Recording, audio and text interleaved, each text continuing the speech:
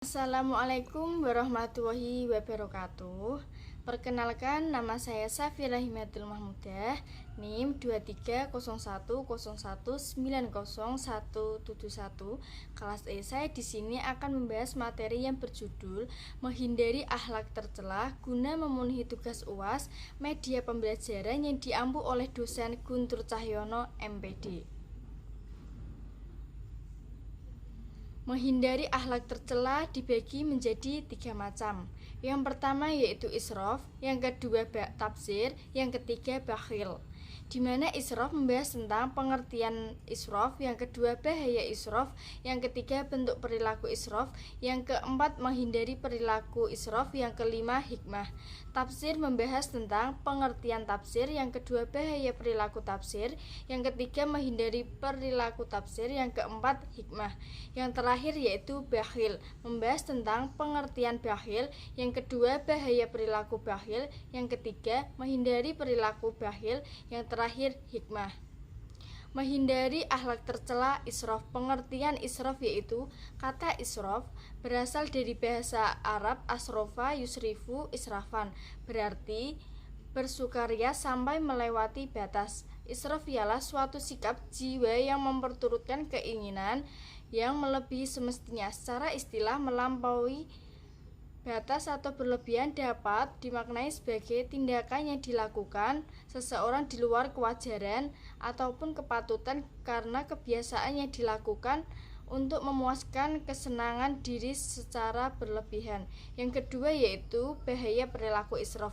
Imam Asy-Syatibi berpendapat bahwa sikap melampaui batas bekasnya dapat menghilangkan keteguhan dan keseimbangan yang dituntut agama dalam melaksanakan berbagai tanggung jawab hukum.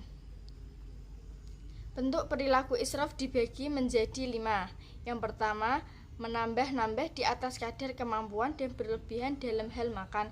Yang kedua, bermewah-mewah dalam makan. Yang ketiga, memupuk-mupuk harta atau sesuatu hal yang tidak terlalu dibutuhkan oleh kita maupun oleh masyarakat. Yang keempat, melakukan segala sesuatu yang berlebihan. Contohnya, terlalu banyak melakukan pekerjaan yang sia-sia. Terkadang kita sebagai manusia suka dengan hal-hal yang bersifat hura-hura. Yang terakhir, memperturutkan hawa nafsunya. Menghindari perilaku israf.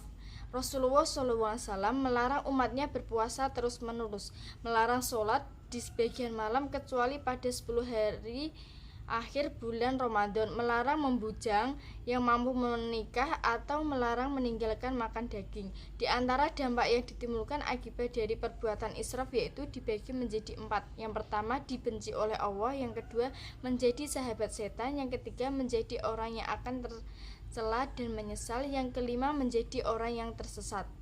Hikmah israf dibagi menjadi 4 bagian. Sikap israf adalah salah satu sikap tercela yang sangat merusak bagi pelaku sendiri maupun orang lain yang terkena dampak tingkah lakunya. Yang kedua, setiap muslim dilarang mengikuti nafsu syahwat. Yang ketiga, perbuatan berlebihan atau melampaui batas ini adalah sebagai wujud pengingkaran terhadap nikmat yang telah diberikan Allah. Yang terakhir, sikap melampaui batas bekasnya dapat menghilangkan keteguhan dan keseimbangan yang dituntut agama dalam melaksanakan berbagai tanggung jawab hukum. Tafsir. Pengertian tafsir. Kata tafsir atau pemborusan dalam bahasa Arab berasal dari kata badzara yubadziru tabsiron, dipahami oleh ulama dalam arti pengeluaran yang bukan hak. Kata tafsir berarti menggunakan atau membelanjakan harta kepada hal yang tidak perlu.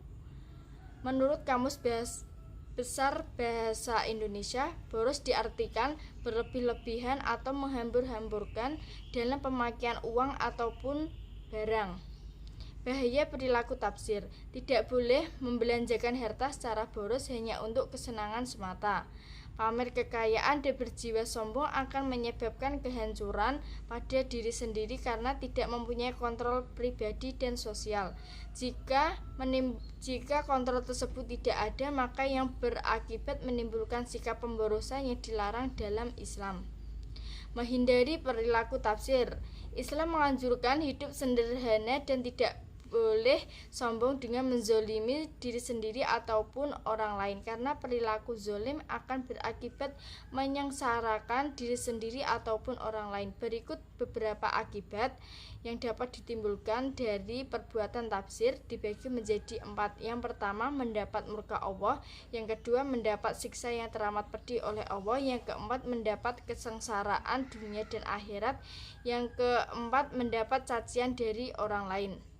Hikmah menghindari perilaku tafsir. Yang pertama, setiap muslim dilarang bersikap boros karena boros merupakan tabiat setan. Sikap boros akan menimbulkan kerugian dan kesengsaraan hidup di kemudian hari. Yang terakhir, larangan keras membelanjakan harta dengan cara sesuka hatinya yang akan berakibat pada kesengsaraan baik di dunia maupun di akhirat. Bakhil, pengertian bakhil. Bakhil atau kikir ialah menahan harta yang seharusnya dia keluarkan.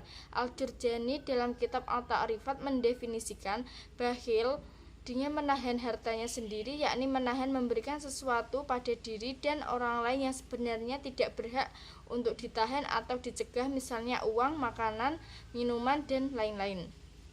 Bahaya perilaku bakhil dibagi menjadi 5. Yang pertama, mengakibatkan dosa besar. Yang kedua, mengikuti jejak setan. Yang ketiga, penghalang masuk surga. Yang keempat, rezeki menjadi sempit.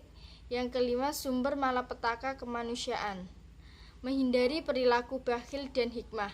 Menghindari perilaku bakhil yang pertama dibagi menjadi 4. Keyakinan bahwa segala sesuatu itu milik Allah. Yang kedua, banyak bersyukur atas nikmat yang Allah berikan. Yang keempat, gemar melakukan kegiatan sosial dengan infak dan sedekah. Yang keempat, memohon perlindungan dari Allah dari sifat bakhil atau kikir. Hikmah menghindari perilaku bakhil. Yang pertama, sifat bakhil adalah pokok dari semua kehinaan, menandakan sedikitnya akal dan jeleknya pembinaan, mengajak manusia kepada kebiasaan-kebiasaan yang tercela, tidak bisa bersatu dengan keimanan dalam hati manusia, karena pada hakikatnya kebakhilan akan menyebabkan kehancuran dan rusaknya akhlak manusia. Yang terakhir, manusia diharapkan senantiasa berusaha menjauhkan diri dari sifat bakhil dan mengisi diri dengan melatih dan membiasakan aneka kebaikan dengan harapan sifat bakhil atau kikir dapat lenyap dan berganti dengan sifat kedermawaan yang gemar sedekah dan berinfak. Terima kasih atas materi saya, semoga bermanfaat. Jika ada kekurangan, mohon maaf. Wassalamualaikum warahmatullahi wabarakatuh.